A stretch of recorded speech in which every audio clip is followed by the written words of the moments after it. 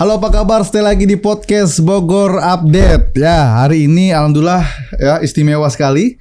Ini kita kedatangan Ketua Umum Asprumnas Pusat ya, atau Asosiasi Pengembang dan Pemasar Rumah Nasional. Ada Pak Muhammad Syawali Pratna. Assalamualaikum, Pak. Waalaikumsalam warahmatullahi wabarakatuh. Sehat. Alhamdulillah sehat. Waduh, thank you banget sudah hadir di Bogor. Ya, jauh nih ya dari Jakarta, sibuk-sibuk ya. Enggak juga lah, masih Indonesia juga. Jadi ada agenda memangnya di Bogor ya sebenarnya. Ya, pagi harusnya jam 10 rapat dengan BJBS. Cuman karena ada penundaan ke Rabu. Oh, Rabu. Jadi kita sekitar sini ya. Bogor, keliling-keliling Bogor ya, Pak ya. Keliling Bogor. Gimana rasanya Bogor ini? Ya, masih indah seperti dulu. Ya, alhamdulillah lah ya. Selamat datang di Kabupaten Bogor nih ya. Kabupaten Bogor ini luas, Pak. Ya, Pak Syawali, jadi luas banget. Dan artinya kalau bicara perumahan banyak banget di Kabupaten Bogor nih, Pak. Nah, Pak Syawali ini alhamdulillah jadi Ketua Asprumnas Pusat nih, Pak. Gimana rasa jadi Ketua Umum Asprumnas nih, Pak? Ya, kalau dirasakan ya capek lah ya. Keliling ya soalnya ya. Keliling kan, capek. Tenaga, pikiran, biaya kan juga. Namun kan ini memang namanya emban tugas dari teman-teman ya. Dari asosiasi mengembankan tugas pada saya sebagai ketua umum ya harus jalankan dengan enjoy ya. Sehingga capek, biaya dan lain semua itu lepas. Serahkan aja Bang. Sudah keliling semua, Pak? Hampir 50% lebih lah. Oke. Keliling Indonesia. Apa yang sering ditemukan di daerah itu, Pak? Di daerah itu memang sinkronisasi antara kan ada kapasitas ya, kemampuan anggota kita itu dalam khususnya untuk ini ya, untuk perumahan ya, untuk mereka itu memperoleh perizinan macam-macam. Ada yang mudah, ada yang sulit gitu. Nah, mungkin kita harus didik juga. Yang sulit ini gimana, Pak? Yang sulit itu? Ya mungkin dari pihak pemerintahnya ya, yang kurang korporatif sehingga anggota kita pengusaha itu dibiarkan atau memang disengaja dibiarkan ujung-ujung supaya mendekatkan. Nah, itu tadi. Tapi itu kita harap maklum aja, itu kan memang culture lama. Ya. Tapi dengan kehadiran Menteri Kabinet baru ini kan tentunya itu membawa angin segar bagi para pejabat daerah Pemda itu. Sudah mulai lah bahwa kita ini bertujuan itu untuk meningkatkan kebutuhan rumah. Dengan demikian kecerdasan nanti anggota dari anggota dari masyarakat anaknya ya, itu kan jadi lebih cerdas kalau dia punya rumah, belajar di rumah, tidak kepanasan kehujanan. Anak-anak penghuni rumah ini, calon konsumen ini kan tentunya akan menjadi pemimpin bangsa kan. Tentunya kalau belajarnya nyaman, sehingga tempat tinggalnya nyaman begitu ya. Tidurnya nyaman, istirahat nyaman, makanan bergizi kan. Nah, itu lengkap ya. Sehingga tinggal menghasilkan calon pemimpin yang dahsyat kan. Oke, apalagi ada program 3 juta rumah. Betul. Nah, itu sudah jalan belum sih, Pak? Kemarin kalau salah ada pemberitaan kita tahu ya, sudah ada 1 juta rumah yang akan disupport oleh Qatar. Itu gimana, Pak, ceritanya, Pak? Ya, jadi dengan terpilihnya Pak Menteri Presiden dilantik dan dipilihnya para menteri, itu memang udah ketok palu mulai 3 juta rumah itu. Oke. Nah, 3 juta rumah itu kaitannya bahwa yang 1 juta bantuan dari pemerintah Qatar ya. Nah, ini kan memang masih belum kita pahamin untuk apanya. Isu kan banyak macam. Ya, banyak macam ada lah yang ya. harus kontraktornya begini ya. Begini, begitu ya, ya kan. Nah, itu kita nggak bisa ikut campur, itu urusan pemerintah. Namun kita hanya memantau dulu dan memberikan masukan apa sih yang terbaik kiranya untuk hubungan antara Indonesia dengan Qatar ini. Mereka sudah memberi bantuan itu kan harusnya bilateral ini mempunyai nilai yang dua-duanya positif, baik pertumbuhan Indonesia maupun yang memberi kebaikan tersebut kan. Manfaatnya biar dapat. Di samping pahala juga ada nilai ekonomisnya kan. Iya, betul. Tapi pasti dong kalau memang sudah melakukan tadi kerjasama ya, antar negara begitu, apalagi bicaranya 1 juta rumah yang sudah taken sebenarnya ya. Tinggal actionnya seperti apa nanti begitu. Tapi Asprumnas diajak dong pasti dari program 3 juta rumah ini. Ya, kalau diajak secara ini udah pasti kan, tapi nggak secara eksplisit tentunya karena kita sebagai asosiasi berprofesi sebagai pengembang. Pasti dilibatkan kan, tapi di luar kan berada lagi isu bahwa ini untuk di pedesaan sekian juta, di kota 1 juta, di pantai itu 1 juta. Nah ini kan simpang siur lagi. Ada lagi isu katanya pihak asosiasi tidak boleh terlibat. Nah ini kan masih simpang siur semuanya. Iya, makanya kan sempat ada berita juga kan ada 4 asosiasi yang sebenarnya nanti ikut serta dalam program 3 juta rumah itu ya. Oh, gitu. Tapi kalau masuk ke desa, berarti itu masuknya ke asosiasi atau nanti ke pemerintah desa sebenarnya? Gini, intinya kami ya asosiasi itu welcome aja. Oke. Kita kan istilahnya membantu pemerintah ya. Walaupun kita ini kan bisnis ya. Bisnis berkumpul membuat asosiasi perumahan. Pemerintah minta bantuan kita pasti harus membantu. Nah, keterlibatan 4 asosiasi ini karena apa? Karena pengalaman ya kan. Kemudian kalaupun 4 asosiasi 4 dikatakan 4 besar, tentunya penuh pengalaman kan, dan sudah teruji lah pengalaman dan sepak terjangnya. Nah, kaitannya dengan tadi apakah ini dilibatkan? Ya kita memang harus melibatkan diri karena ada isu bahwa ini akan dibangun oleh kontraktor lokal, ya kan, kemudian akan diambil materialnya dari lokal juga. Ya. Nah, itu bagus kan? Memang bagus semua Pak Prabowo ini kan memang merakyat untuk rakyat. Ya, secara teknis pelaksanaannya kan kita perlu MK, manajemen konstruksi. Apakah daerah misalnya Bogor ini yang paling terpencil kan daerah pedesaan namanya ya. Desa. Apakah di situ ada kontraktor yang qualified, yang penuh dengan standar bahwa dia itu sudah layak dianggap kontraktor. Apakah dia sudah lulus uji? Apakah MK manajemen konstruksinya dia ada orangnya? Apakah itu ada atau belum? Kan kita masih menginventarisir. Menginventarisir ini apakah mereka mampu dan layak? Nah, itu yang sebenarnya kita menjadi tanda tanya juga. Kalau sampai hari ini sebenarnya Aspurna sudah sejauh apa dalam program 3 juta rumah? Ya kita hanya mensupport ya. Apa yang dimaksud dengan Pak Menteri harus kemana kita ikut. Misalnya pihak ke Kapolri pun kita ikut, pihak ke OJK kita ikut, mensupport beliau. Nah, sejauh mana kita tinggal nunggu instruksi aja. Karena kan kita juga sambil memberi usulan, Pak Menteri juga minta usulan kan bagaimana harus seperti ini, termasuk yang tadi PBG dan BPTB itu digratiskan kan itu usulan dari kita juga. Oke, karena itu salah satu awal ya proses perizinannya PBG maupun dari proses pajak nih BPHTB itu juga penting ya. Ya. Karena biaya cukup besar juga biasanya itu. Ya sekitar 10-an persen lah. Kalau rumah subsidi sekitar 9 ya, 9 juta tergantung wilayah. Tergantung wilayah sebenarnya. Itu juga prosesnya sebenarnya pengen dimudahkan dan digratiskan sebenarnya. Udah Desember kemarin kesepakatan SKB 3 menteri kan udah ditandatanganin dari PU, Menteri PKP sama Menteri Dalam Negeri ya. Udah sepakat bahwa Desember kemarin BPHTB dan PBG digratiskan. Nah, ini kan BPHTB digratiskan itu adalah untuk masyarakat berpenghasilan rendah. Betul. MBR. Ya. Nah, tingkatannya itu berapa sebenarnya, Pak? Nah, nilainya itu dikatakan MBR-nya itu gitu. Ya. Kalau MBR itu seperti saya katakan contoh aja lah. Misalnya rata-rata Bogor ini dengan gaji ASN-nya, tingkat pejabat tertingginya yang di bawah eselon ya, nah itu misalnya bisa membeli di harga 350 juta. Nah, itu dianggap MBR. Ke bawah, 350 juta ke bawah. Mungkin di Tangerang 4 juta. Kan agak berbeda tergantung kebijakan dari pemerintah pusat atau pemerintah daerahnya, kota kabupaten yang menerapkan ini. Kategorinya ini apa nih? Apakah harga 400 juta oke masuk dalam MBR? Apakah 350 juta kategori MBR? Nah, ini memang berbeda-beda setiap daerah itu. Oke, nah itu kan sebenarnya ada takaran sehingga memang masyarakat dianggap itu bisa benar-benar mendapatkan rumah sebenarnya, Pak. Dan aksesnya lebih mudah dong pastinya. Nah, makanya kalau kita lihat juga ada yang banyak masyarakat kita yang katakan non bankable ya, kayak misalnya pengusaha-pengusaha yang kelontong misalkan, atau yang membawa gerobak ya, atau yang mangkal, anggaplah seperti itu, yang dia juga nggak punya slip gaji karena kan dia juga usahanya sendiri. Itu bagaimana? Apakah itu juga dikatakan sebagai itu gitu loh, Pak? Ya, kalau MBR, iya dia katakan MBR kan. Ketika MBR itu kan kelasnya berdasarkan harga FLPP, harga subsidi itu dianggap sampai ke tadi 350 juta atau 400 juta. Ya. Itu dianggap kategori MBR, masyarakat berpenghasilan rendah. Nah, tadi pedagangnya mangkal atau keliling, kategorinya mana? Tergantung kesanggupan dia.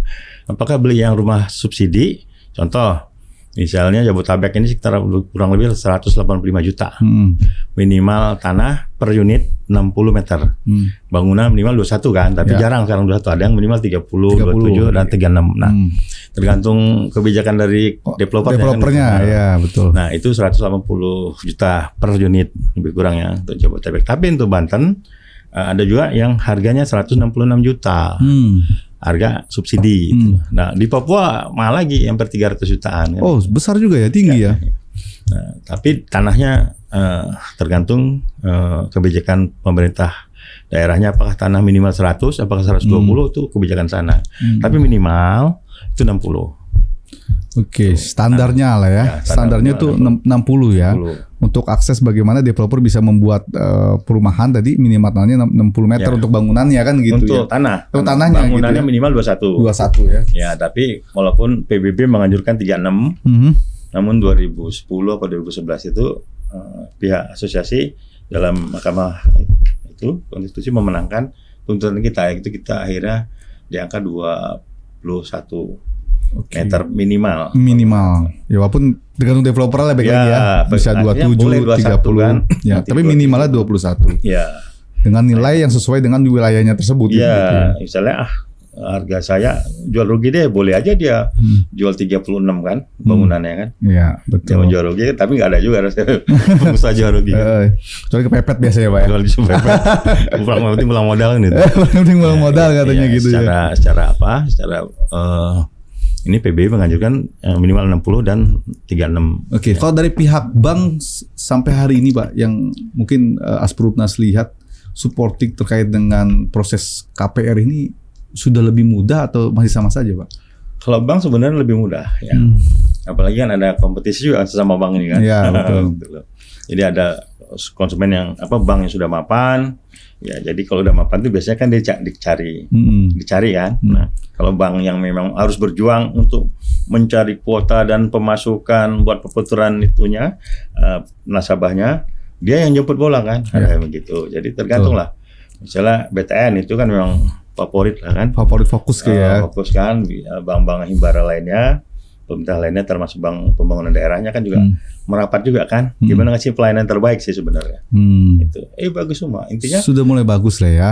Prosesnya bagus ya. Bagus banget. Tinggal akselerasi ini harus diikuti dari dirut sampai direktur operasional, direktur pembiayaan sampai ke manajer cabang, dan di bawah itu harusnya satu kata ya. Ini tujuannya membantu perusahaan dengan membantu proses cepat KPR cair. Kan ada snooper ya. Makin cepat itu perusahaan akan makin ketahuan berapa memprediksi tahun depan keuntungannya karena udah ada akad kan. Nah, konsumen juga lebih cepat kan. Apalagi pengembang. Pengembang terbantu banget dengan lebih cepat akad lebih aman gitu ya Pak. Lebih aman gitu. Tapi kan juga tadi dari sisi banknya sudah support nih ya. Terkait dengan proses tadi Bapak katakan sudah mulai baik dan lebih mudah lah nggak tinggal tadi keselarasan antara pimpinan sampai ke tingkat bawah kan. Harus selaras. Jangan bawahnya ogah-ogahan juga nggak bagus kan. Atasnya sudah oke, bawahnya diperlambat kan begitu Pak ya. Ini juga satu hal ya sebenarnya. Ya, problemnya yang masih terjadi lah ya, biasanya begitu. Ini tar dulu katanya ya, padahal proses sudah ditunggu. Biasanya gitu. Bank besar lah, bank favorit kan. Karena dia yang dikejar kan biasa kan. Orang lagi dikejar-kejar kan. Pasti agak sedikit bukan sombong ya, tapi lah sedikit inilah jaga gengsi. Jaga gengsi. Karena kebutuhan biasanya kan kalau developer ini sudah ngejar target untuk akad pastinya kan. Betul, gitu. Betul. Apalagi kalau kita bicara subsidi, biasanya itu juga bicara kuota Pak. Betul. Nah itu kuota yang biasanya terjadi itu masih kurang sehingga akadnya agak cukup mundur, biasanya itu seperti itu loh Pak. Iya, ya itu memang kendala momok ya bagi developer itu. Karena developer satu hari aja, itu bisa stres ya. Kalau sampai telat akad ya gitu ya. Telat sehari aja, sejam aja kadang pun gelisah. Sehari itu gelisah karena terus mengenai akad ini tentunya bahwa harus disadarin banyak pihak ya. Bahwa pemerintah membantu uang ini kebutuhannya contoh 2023. Ya, kita bicara 2023 plus black ke belakang. Itu 220.000 plus 9.000, berarti 229.000. Kemudian pada 2024 diketok palu, ya ketersediaan kuota ini dicanangkan 166.000. Minus kan? Oke, turun ya, turun. Walaupun ya berita sih mengasiur juga, apakah ini ada yang bilang ini karena memang menghabiskan 5 tahun masa periode pemimpin, sisanya tinggal segini. Ada isu lagi mengatakan bahwa ini dipakai ke mana gitu uangnya kan. Ya berita ini ya tetap kita telan aja kan gitu. Nah, tapi yang 2024 akhirnya kan ada tambahan kuota lagi jadi 220.000. Ya sekitar 46.000, jadi tetap 220.000 yang 2024. Oke. Nah, 2025 berapa? Nah, 2025 karena Agustus tanggal 16 kemarin Presiden saat di MPR, DPR itu kan mengatakan dan menetapkan APBN untuk rumah subsidi kan sekitar 220.000. Nah, itu berarti 2020 220.000. Tapi pihak pelaku kita mengusulkan ya, pihak kementerian mengusulkan tambahan 50.000. At least bahwa lebih kurang 270.000. Walaupun ada isu sebelumnya akan atur 800.000 gitu. Ada statement dari bank gitu, ada statement dari wakil menteri juga seperti itu. Untuk kalau sudah 400.000 sudah agak aman sebenarnya Pak ya. Aman, tapi kan kita juga nggak mau juga. Nanti kita dikejar-kejar bang, mana akadnya. Ya. Artinya pertumbuhan itu harus signifikan, yang pasti nggak harus drastis. Oke, perkembangan pengembangnya sendiri Pak sebenarnya kalau bicara subsidi gimana sebenarnya? Perkembangan ya, pengembangnya, developernya dalam proses dalam ini kalau dilihat kan banyak juga daerah-daerah yang baru muncul nih developer baru untuk proses perumahan, katakan subsidi lah, nggak perlu begitu. Sebenarnya di daerah-daerah itu banyak ya Pak? Banyak sekali.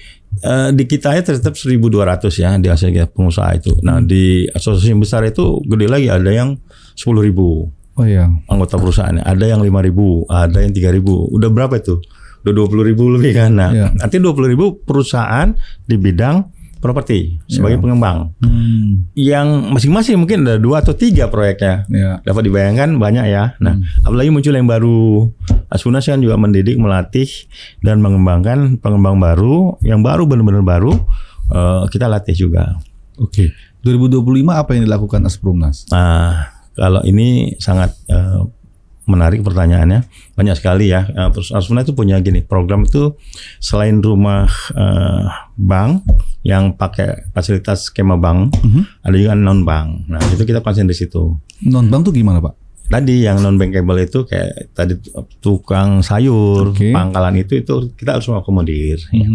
Walaupun akhirnya kita tanyakan itu ada cuma 10% kuota yang difasilitasi oleh pihak perbankan, 10% dari kuota yang ada. Sementara di Indonesia itu kan dari 10% itu 70%-nya belum terakomodir. Nah, Asfunas hadir di situ untuk memfasilitasi mereka. Ada program Asfunas itu rumah RRS, rumah rakyat semesta. Itu merumahkan tanpa batas, siapapun yang penting sanggup untuk mencicil. Oke, itu artinya jaminannya dari Asprumnas nantinya? Iya, Asfunas dan pengembangan kita ada diskusi. Kita membentuk 50 pengembang inti yang bersedia untuk bersabar. Karena ini kan kita membentuk pemerintah, membantu masyarakat. Kalau untung ya pasti harus untung. Tapi ya mungkin biasanya untung 2 tahun, ya mungkin kita 3-5 tahun baru untung lah. Mungkin 3 tahun beri event poin, 4 tahun beri event poin, tahun ke-5 baru untung. Nah, ini harus kita mengajak kepada anggota kita, pengembang itu yang harus berharap main 2 kaki lah. Baik dia itu full untuk bank. Bank ya. Satu lagi harus konsentrasi untuk membantu masyarakat untuk menyiapkan lahannya itu untuk yang non bank tadi. Ya, jadi pedagang sayur itu kita bisa akomodir gitu loh. Itu ke satu dan satu itu kedua. Nah, Asfunas ini kan satu-satunya asosiasi yang punya pengembang dan pemasar. Yang lainnya nggak ada kan, pengembang semua ya. Ini ada pemasar. Nah, marketingnya lah begitu. Marketing kan ini paling penting. Frontline-nya kan di situ kan, frontlinernya di situ. Nah, sebagai ujung tombak. Nah, ini kita memikirkan situ. Asfunas berdiri tahun 2013 itu bulan Juni itu memfokuskan pada pengembang dan pemasar. Nah, 2024 dicanangkan 2025 dilaksanakan. Insya Allah itu ada satu lagi, yaitu adalah pengelolaan perumahan berkelanjutan. Apakah itu berkelanjutan itu contoh gini, kita sudah bangun ya pengembang, laku dijual oleh pemasar. Ada penghuni. Kemudian penghuninya cara bayarnya harus rutin dong setiap bulan. Ya. Nah, kalau dia nggak bayar, akhirnya kan akan timbul NPL. Nah, Aspunas hadir untuk menjadi solusi di situ. Kita membuat koperasi, kita membuat bentuk UMKM sekitar komplek, koperasi yang punya aplikasi kita. Aspunas ada aplikasinya. Di situ bisa bertransaksi. Jadi antara penghuni bisa menjual, misalnya dia bisa buat membatik. Nah, bisa diposting di aplikasinya. Oh, ada aplikasinya ya. Nah, kemudian dia mau jual kacang deh, dia bisa goreng kacang dibuat plastik, ditaruh di aplikasi kita, dia bisa jual kan. Ya kalau penghuninya beli banyak kan lumayan kan.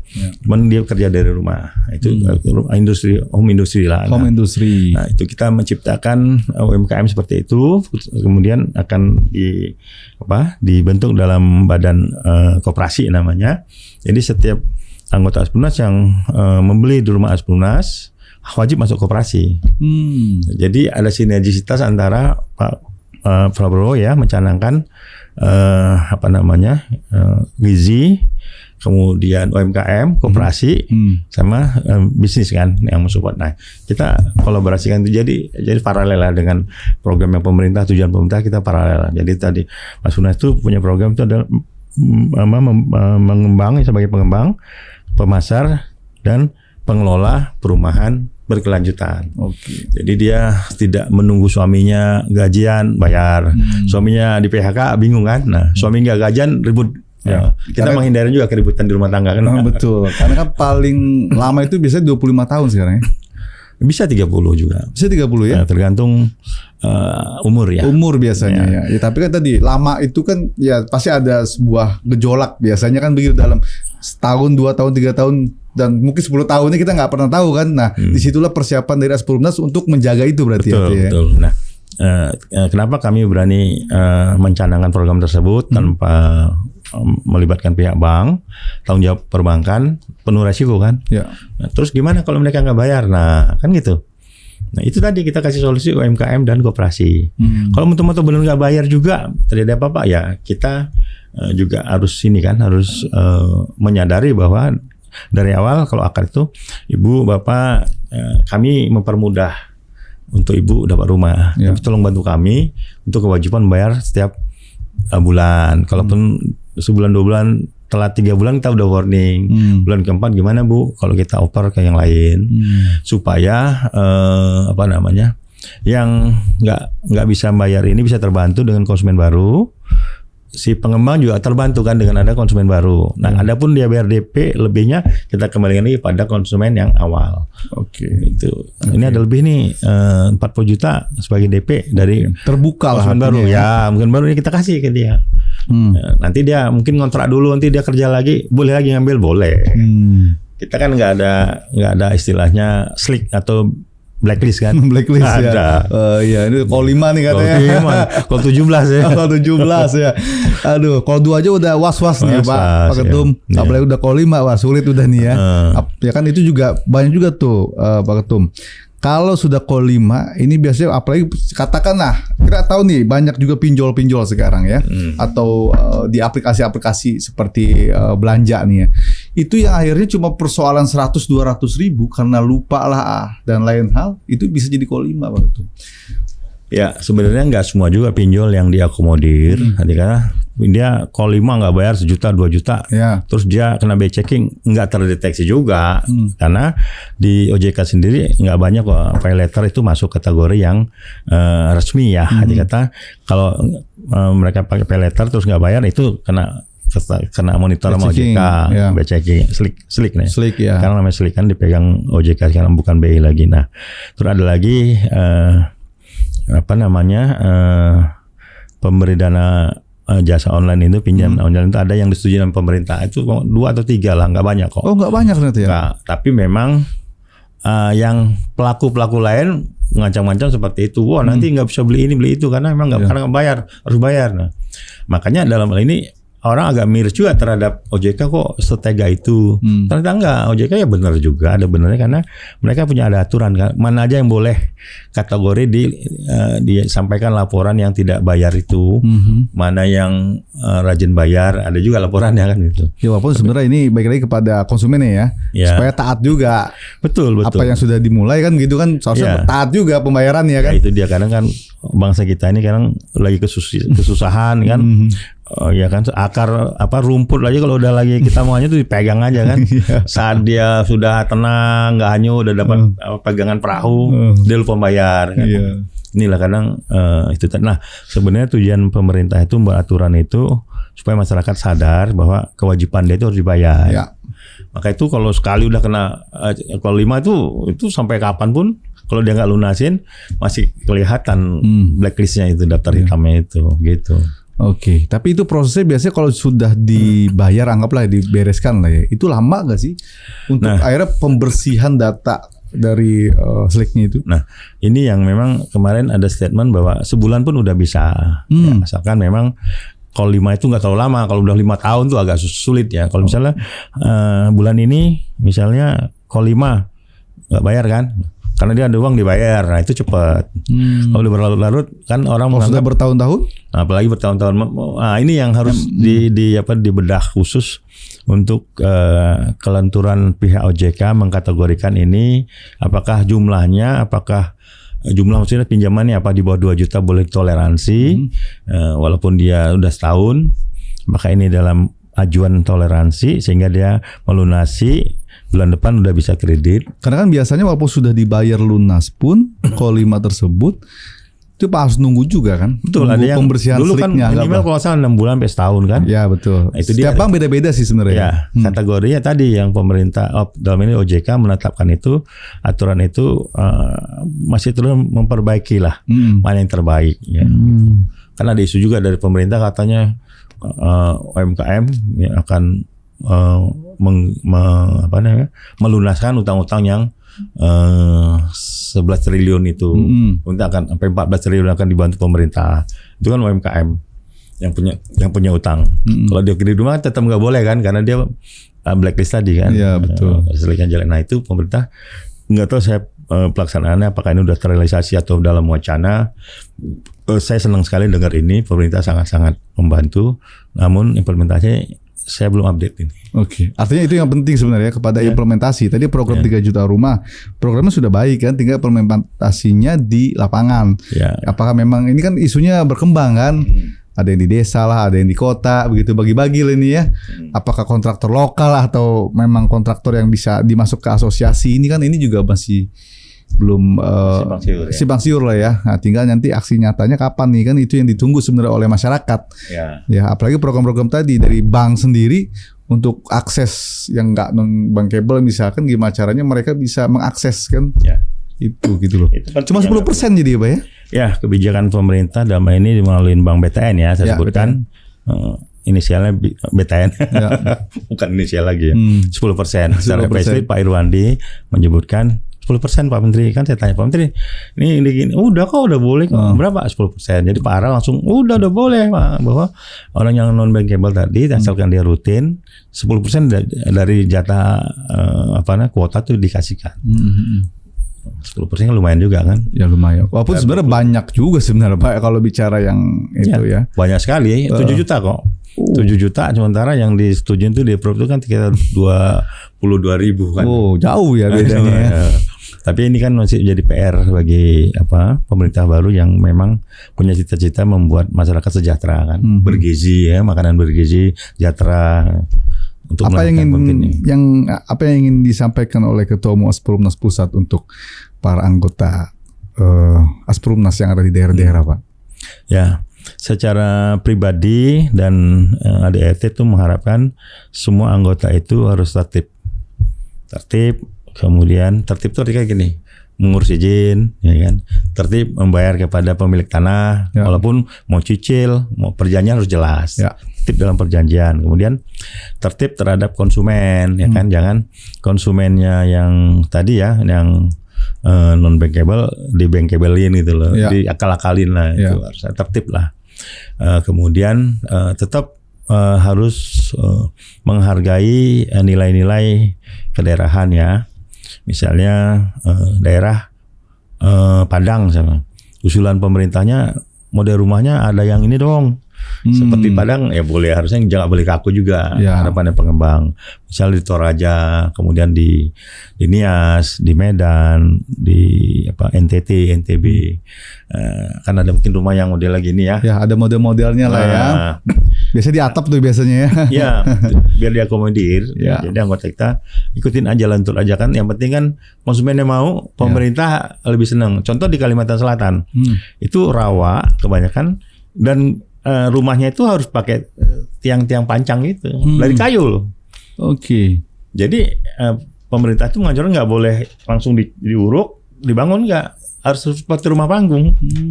Nah saya ngecek kemarin. Tapi itu perumahan sebenarnya. Perumahan ya, dapat izin, subsidi juga dapat, fasilitas kreditan dapat. Nah saya kemarin ke sana belum lama 2 minggu yang lalu ngelihat, saya bilang. Memang kuat sih, beratus tahun pun kuat itu kayu, cuman segede gini ya. Tapi itu dicor. Saya juga nanya seberat ini roboh nggak nih kan? Ternyata kuat. Tapi kita sebagai orang yang jarang melihat seperti itu agak kaget kan. Nah saya bilang ke anggota saya, ada nggak yang dari cor tuh? Yang kayak tiang pancang itu ya, tiang pancang mini. Ada tuh nih. Coba kita cek, saya cek, saya videoin, ada bagus. Nah, ini dong kan aman ini. Ngelihatnya juga nyaman. Enak gitu ya. Enak. Ini kayu yang segede-gede gini di dalam rawa bayangin kan. Walaupun itu makin lama kan nggak keropos lah, yang makin lama makin bagus kan. Tapi kan kita ngelihatnya sebagai orang yang nggak terbiasa kaget juga kan. Nah itu harapannya itu tetap diakomodir kearifan lokal itu, kemudian yang penting kualitas bangunan mengamankan, jangan sampai karena ingin mengejar untung sehingga tidak mengutamakan keselamatan nyawa penghuni. Itu yang paling penting. Ya, untung boleh, tapi ya keselamatan nyawa itu paling utama kan. Ya itu yang himbauan saya sebagai ketua umum pada anggota saya, dan terus mengupdate aturan-aturan ya, termasuk misalnya LSD itu bagaimana, kemudian yang bankable itu bagaimana, terus yang kena macam-macam aturan itu jangan dibiarkan, harus diurus dari awal. Kami DPP siap turun ke daerah manapun kalau itu dibutuhkan untuk membantu perizinan, membantu konstruksi, ya arti kata mendesain, memberi manajemen konstruksi kita bimbing lah, jangan sampai asal-asalan, termasuk dari kualitas besinya, ukuran berapa diharuskan 10, kemudian ringnya itu 8, kalau 10 toleransi 10,5 boleh, itu harus dijalankan sungguh-sungguh. Kembali lagi, kalau memang sudah jadi pengusaha terus bergantung pada kuota, ya terus dikit-dikit istilahnya minta ke pemerintah, bahkan cenderung mau demo, ya jangan jadi pengusaha, kan? Jadi penjual ini aja dulu, marketingnya aja dulu. Ini marketing dulu, gitu ya. Intinya, ya kita harus terus terang lah ya, jangan berani mencoba tapi resikonya nggak mau tanggung ya, gitu. Jadi kuota pemerintah kan berdasarkan APBN, ya udah diketok palu tanggal 16 setiap 5 tahun sekali kan kuota ini. Nah, Pak Jokowi sudah mengatakan 220.000, tapi karena kebutuhan ini tambah lagi 50.000. Iya, sudah baik lah. Apalagi ditambah nanti kan program 3 juta rumah mungkin bisa masuk juga ke situ ya, Pak ya? Ya artinya itu ada beda sedikit kuota dengan yang 3 juta. Jadi 3 juta itu adalah program yang memang yang harus dicapai oleh pemerintah Pak Prabowo dalam waktu setahun. Yang kuota yang tadi dimaksud itu berbeda. Walaupun hasilnya nanti misalnya dibantu 270.000, nah itu masuk dari bagian yang 3 juta itu rumah. Tapi kuota tetap beda ya. Beda masing-masing itu ya. 3 juta rumah dengan program yang ada support kuota ada kan. Ya. Gitu. Oke, ya sukses terus buat Ketua Umum Asprumnas Pusat lah ya. Dan amin. Selamat berkeliling untuk mengecek ini, karena mungkin juga bukan hanya kebaikan, pasti juga ada hal-hal yang perlu dikoreksi dalam pengembang-pengembang yang ada di nasional kita nih. Sebenarnya gitu Pak Ketumnya. Ya, tadi saya lihat kalau untuk ini tornya itu kan profil Asuna. Nah, Asuna ini kita itu berdiri itu, saya sedikit tambahin ya. Ya. Tahun 2013 itu berdiri bukan dari pecahan-pecahan, kan ada tuh yang asosiasi besar pecah jadi ini, yang ini pecah lagi ini, yang ini pecah jadi ini. Kita nggak murni, kita 2013 itu membentuk satu komunitas tanpa ada pecahan. Misalnya apa, yuk mau menjadi pengembang, ayo kita buat yuk asosiasi gitu. Ini namanya secara organik Aspernas itu tumbuh dari situ, bukan dari pecahan. Bukan dari pecahan organisasi lain lah, begitu ya. Iya, itu yang bagi saya punya kebanggaan sendiri, kepuasan sendiri. Apalagi dulu kita di urutan ke-17, ke-16, asosiasi kan ada 25 lebih. Ya. Nah, kita tuh urutan terakhir tuh waktu itu. Sempat ya. Sempat terakhir kan karena belum masuk ya. Kemudian ke-7, ke-16, ke-15, ke-13, ke-10, ke-9, kemudian ke-8, ke-7, ke-5, sekarang ke-4 alhamdulillah. Secara nasional kita bersyukur ya. Ternyata ini hasil yang tidak saya sangka, saya hanya bekerja aja. Hasil ternyata mengikuti. Udah sungguh-sungguh hasilnya mengikuti prestasi gitu. Prestasi. Ya. Yang keempat nasional, secara nasional ya, luar betul, biasa itu. ya. Ini versinya BP Tapera. Okay. Ya, update lah ya. Bukan rekayasa, bukan rekayasa sihir, ya. bukan sihir. Bukan sihir. Tapi hasil kerja keras ya. Hasil kerja keras, insya Allah. Teman-teman juga bantu kan. Saya juga dibantu teman-teman. Sudah puas Pak keempat? Tentunya kalau bicara puas, manusia nggak ada yang puas. Tapi ini bukan hanya kepuasan, tapi ingin menjadi yang terbaik buat Aspernas, memberikan yang terbaik buat Aspernas dan anggota. Dengan begitu kan akan mencapai urutan ke atasnya ketiga, kedua, bahkan ke-1 gitu. Gitu. Targetnya tetap harus yang ke-1 ya Pak. Harus. Walaupun yang keempat sudah alhamdulillah sudah bersyukur lah ya. Bersyukur ya, tapi mudah-mudahan tahun ini bisa ketiga, tahun depan bisa kedua, ya 3 tahun lagi bisa ke-1 kan. Amin. Nama cita-cita kan boleh kan? Betul. Gitu. Sukses buat Aspernas ya, yang ada di daerah-daerah maupun yang ada di pusat dalam kegiatan-kegiatan yang sudah disampaikan tadi ya Pak ya. Terima kasih. Thank you banget udah ada di Bogor Update. Dan mungkin habis ini bisa keliling-keliling di Kabupaten Bogor lagi. Siap.